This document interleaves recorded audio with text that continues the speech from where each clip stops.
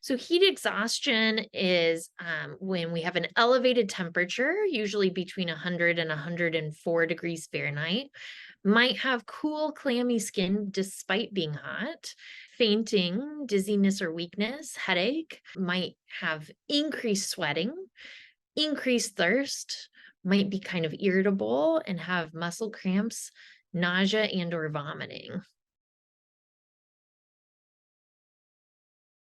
So if outdoors and in a hot environment, definitely want to come inside or bring into the shade if coming inside is not an option.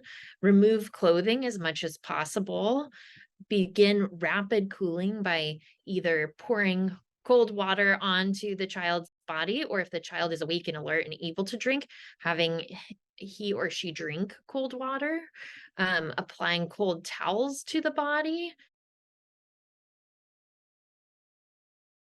Patients with formal heat stroke, by definition, are those that have a high temperature. When we measure their core temperature, it's above 42 degrees Celsius. So they have a high fever.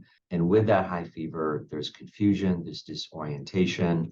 They can be comatose, they can have seizures, heart rates can be very high, their blood pressures can be very low.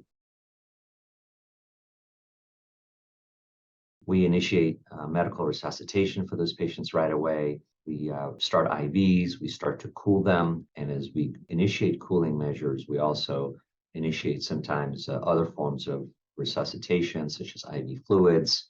And if patients are having difficulty with breathing and such, we may need to engage with more advanced interventions as well.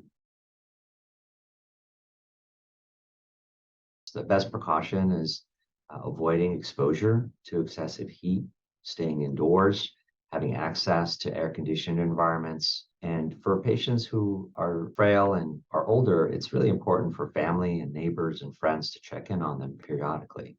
Those would be my basic recommendations: avoiding the hottest part of the day, drinking lots of water, taking lots of rest breaks, and wearing appropriate clothing that is light colored, loose fitting, and moisture wicking.